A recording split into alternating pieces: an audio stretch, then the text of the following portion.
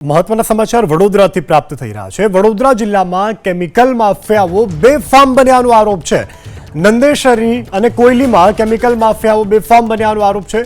સાંજના સમયે કંપનીઓ ઝેરી ગેસ છોડતી હોવાનો આરોપ છે। કોંગ્રેસ નેતા અમીબેન રાવતે કલેક્ટર અને ડીજીપીને આ અંગે જાણ કરી છે। વડોદરા જીવતા બોમ્બ પર બેઠું હોવાના આરોપ અમીબેન દ્વારા લગાવવામાં આવ્યા છે। લોકોને શ્વાસ લેવામાં સમસ્યા થતી હોવાની પણ ફરિયાદ છે। તો લોકોના આરોગ્યની સાથે છેડા કરતા આ સમગ્ર જે બાબત છે, જે આખો મામલો છે તે સામે આવ્યો છે અને કેમિકલ માફિયાઓ જે છે તે બેફામ બન્યા છે। સાંજના સમયે આ કંપનીઓ ઝેરી ગેસ છોડે છે તેવો આરોપ છે અને આ આરોપ કોંગ્રેસ નેતા અમીબેન રાવતે લગાવ્યો છે અને આ અંગે તેઓએ કલેક્ટર અને ડીજીપીનું ધ્યાન પણ દોર્યું છે। વડોદરા જીવતા બોમ્બ ઉપર બેઠું હોય તેવા પણ આરોપ લગાવવામાં આવ્યા છે અને લોકોને શ્વાસ સંબંધિત સમસ્યા થતી હોવાની પણ ફરિયાદ જે છે તે ઉઠવા પામી છે। તો હવે આ પ્રકારે આગામી દિવસોમાં કેવી કાર્યવાહી થાય છે તે પણ જોવાનું રહેશે, કારણ કે લોકોને શ્વાસ લેવામાં તકલીફ પડી રહી છે અને ઝેરી કેમિકલ જે છે તે છોડવામાં આવી રહ્યા છે। ત્યારે અમીબેને એવું પણ કહેવું છે કે શું બોમ્બ ઉપર વડોદરા શહેર બેઠું છે તેવો તેઓએ કટાક્ષ પણ કર્યો છે, પ્રશ્નાર્થ પણ કર્યો છે અને આ અંગે કલેક્ટર અને ડીજીપીને પણ જાણ કરવામાં આવી છે। કલેક્ટર તથા પોલ્યુશન બોર્ડ જવાબ આપે, પોસ્ટર્સ પણ જોઈ શકાય છે।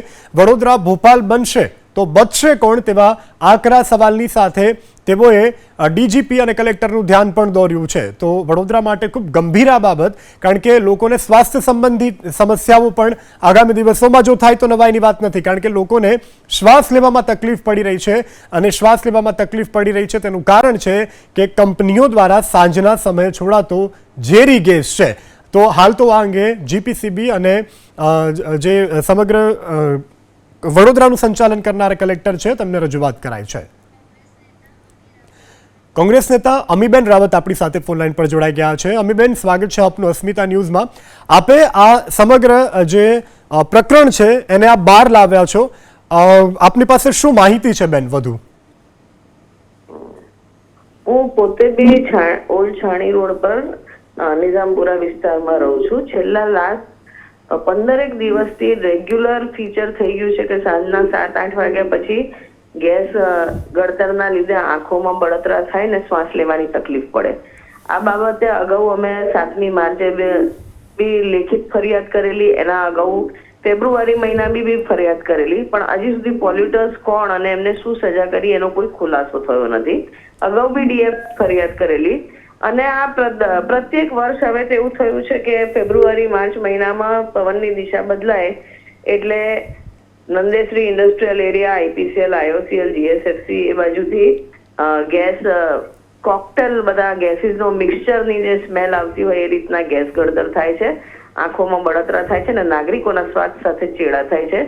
ઘણી વખત નાગરિકોની બૂમ પડે છે, ન્યૂઝપેપર્સમાં, લોકલ મીડિયામાં અને બધે આવે છે।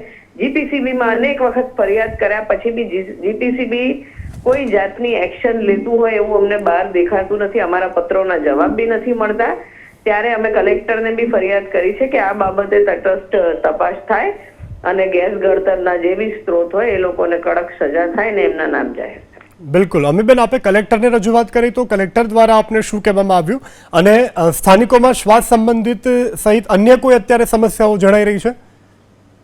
અને અગાઉ કલેક્ટરને જ્યારે અમે ફરિયાદ કરી હતી લેખિતમાં તો આઈ વિલ ડુ ધ નીડફુલ એવો એક રિપ્લાય આવેલો। હજી સુધી એના પછી શું કાર્યવાહી થઈ તેની કોઈ માહિતી અમને મળી નથી। જી અમીબેન, એબીપી અસ્મિતા સાથે જોડાવા બદલ, વાતચીત કરવા બદલ આભાર।